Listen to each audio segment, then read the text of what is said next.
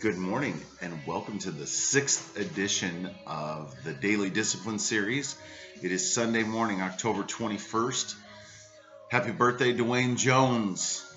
Big dog. Miss you. Hope you're doing well up there in Illinois. Hey,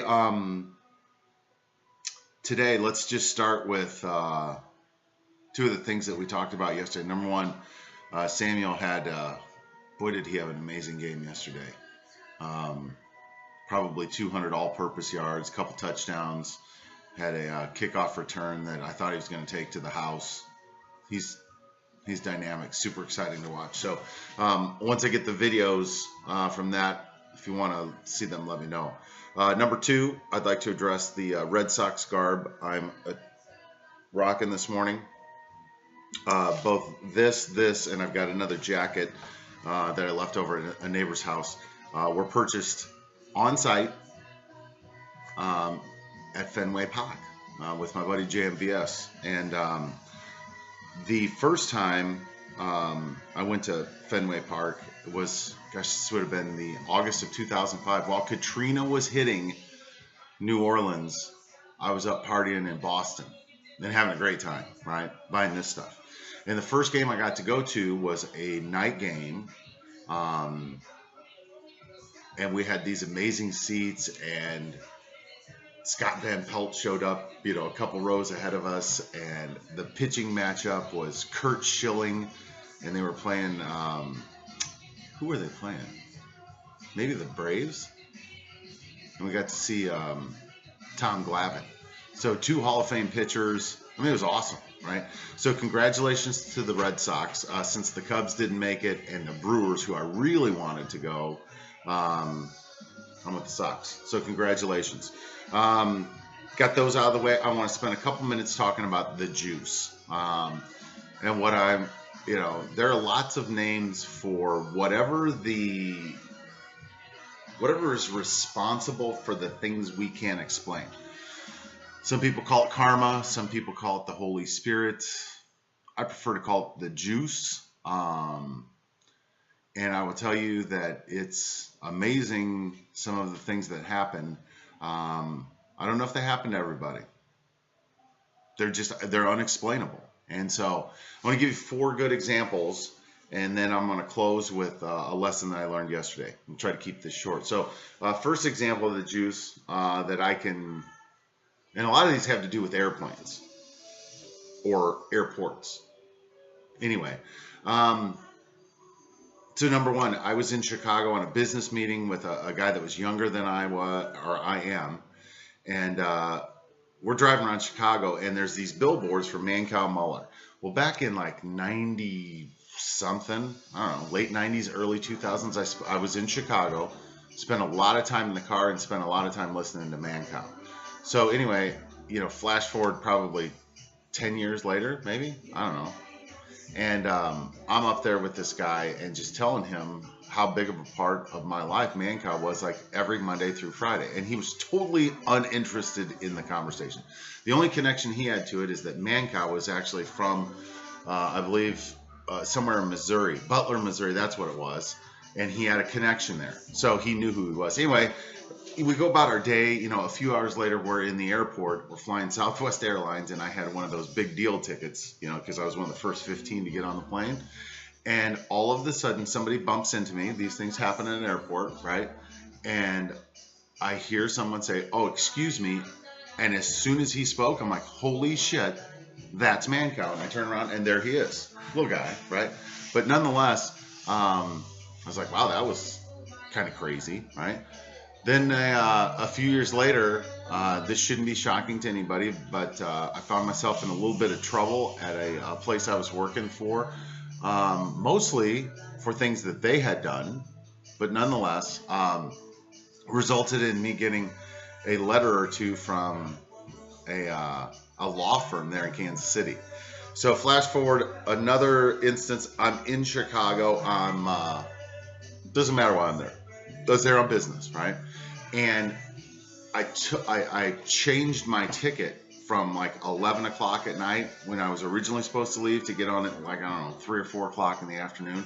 So I'm not even supposed to be on this flight, right? I get on the flight, And I'm immediately, because it's Southwest and you're picking your seat, and I identify there's a lady with a baby in an aisle seat, primo. Like, nobody's going to take that one. Nobody wants to sit by that baby. Like, nobody wants to sit by a baby unless it's theirs. So, shimmy down, you know, ma'am, is that seat available? Yep. I sit down, put my stuff away, and she's like, well, if my husband gets on the plane, I'd like him to be able to sit with us. Now, by now, the train's already going past me. I'm a little pissed off at her for not, when I ask you, hey, is that seat taken? You could have said that seat's taken, but you didn't. But it's okay. So I sit down, and all of a sudden I hear the little boy yelling, Daddy, Daddy, Daddy. I'm like, shit, now I got to move. Now the options are severely limited. And I just happen to look over my right, and I see there's a middle seat right there between two dudes, right? And like, dudes don't like sitting on planes touching other dudes. And as I look over, the guy over there is looking at me because he knows what's about ready to go down. So I get up, come over, you know, sit down in the middle seat, apologize that, you know, I'm not tiny, and then start chatting with this guy. Big attorney, big attorney. Tell me about how he's like doing some sort of price fixing thing. And over the course of the next 30 minutes, we never exchanged names. And I give him the, hey, I got a buddy story. And long story short, don't you know that guy that I ended up sitting next to is the same dude that was sending me letters from his law firm, right? And I mean, I freaked out a little bit. I'm like, Jesus Christ, can you believe what just happened? And people got a little uncomfortable, but that's okay. It was amazing, right? And he delivered a message to me before he knew who I was. And that's what I needed to hear. I needed to hear it from him without knowing it was from him. Anyway, that was pretty cool. And then recently, I've been struggling with a couple things. I think I shared with everybody yesterday about a situation I had where I was a bully, all right? And that word has been coming at me a lot lately. Bully. Hear it everywhere. Well, a couple weeks ago, past 2 weeks ago, because I keep getting notifications from the library that this book is it's overdue. Anyway, it's called Bully Trouble. My princess and I, Addison, I picked her up from school. We went to the library, you know, and she's pretty demanding. Like, one book wasn't enough, and I was starting to get mad, right? Because I was like, man, I got things to do. It's being selfish. I wasn't in the moment enjoying my little baby girl. I was thinking about all the things I had to do. Anyway, she picks out this book and says, Daddy, I want to learn about bullies. We were talking about bullies in school. And then they have like this little reading area. And then we needed to go back there and read, right? So finally I locked in and I pick up Bully Trouble by Johanna Cole. And I start reading it. And man, so let's start with this. Arlo and Robbie were on the Wolf Cubs. I'm a Cubs fan. My name's Rob. When it's a kid, there's Robbie. All right, fine. That's not enough. It's not enough that my little girl drugged me back to the room, made me read this book that I didn't want to get in the first place. And now it's about a kid named Robbie who plays on the Wolf Cubs, right? Well, then you flash forward to the introduction of the bully, and soon a big kid came by. I'm Eddie, said the kid. Hi, said Arlo. And yeah, Big Eddie. A lot going on there. Anyway, the moral of the story is Arlo and Robbie are able to overcome Eddie with just some common sense and this, that, and the other.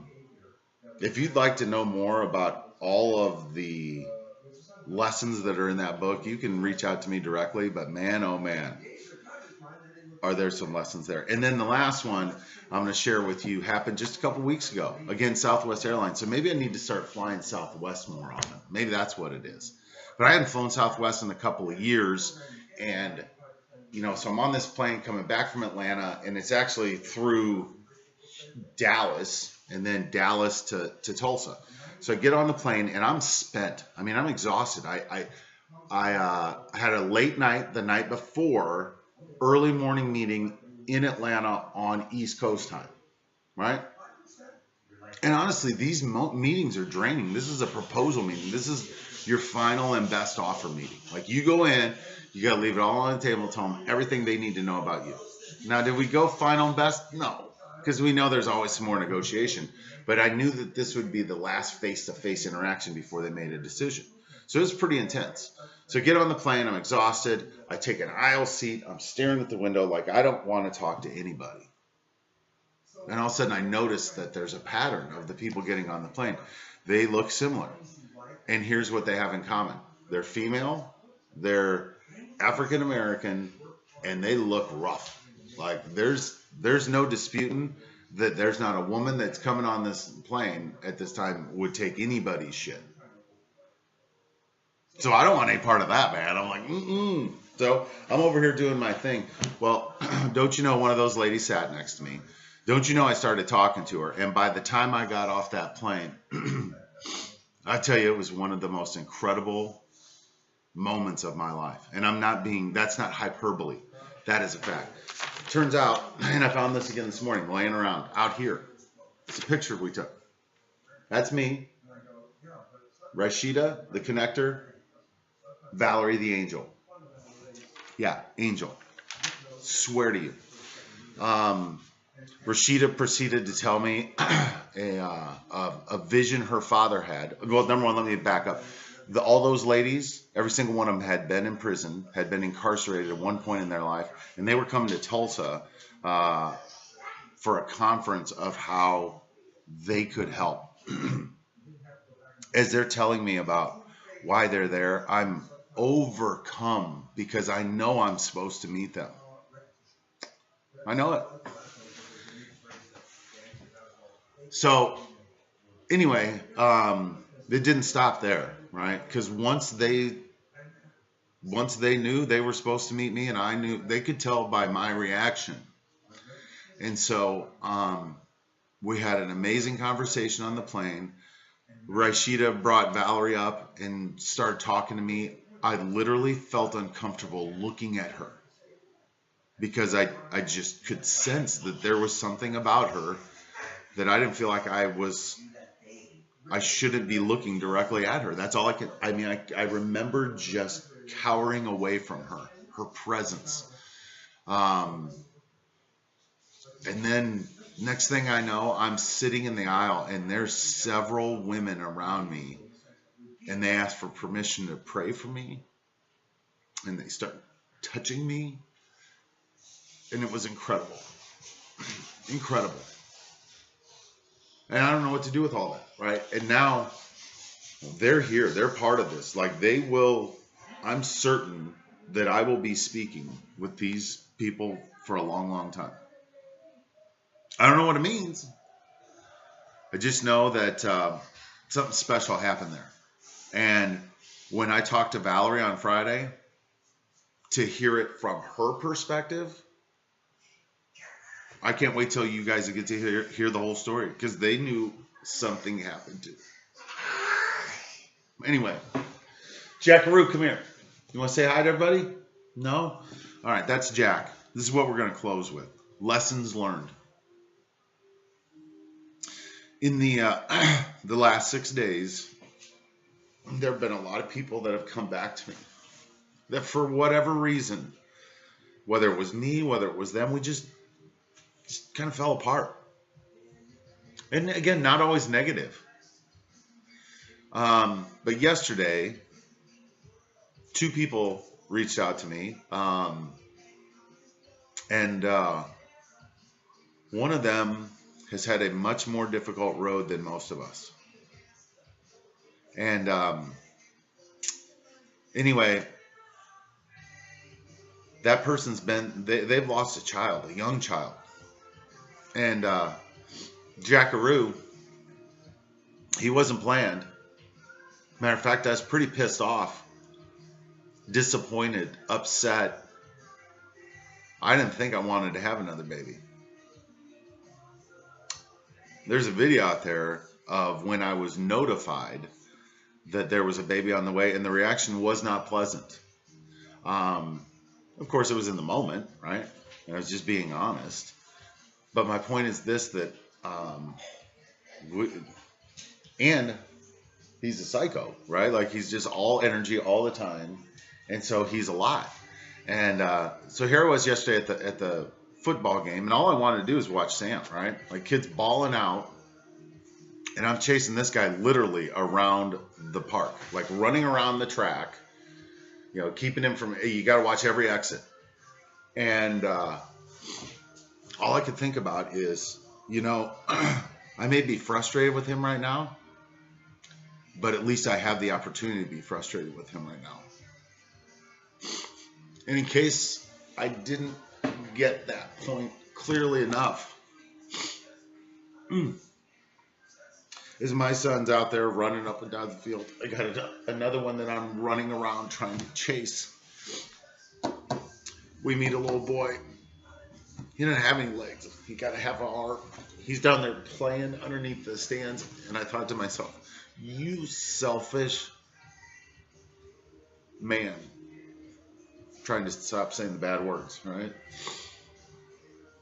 How can you not be grateful for what you have when you have so many examples right in front of you of how different it could be, how much more difficult things could be? So, sorry to get emotional. It's just powerful stuff.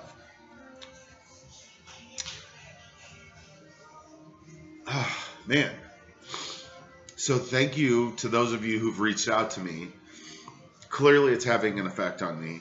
And once we figure out this discipline thing, I think big things are ahead of us. And with that, I'll just say we are better together. Hands up. Peace out. Love you guys.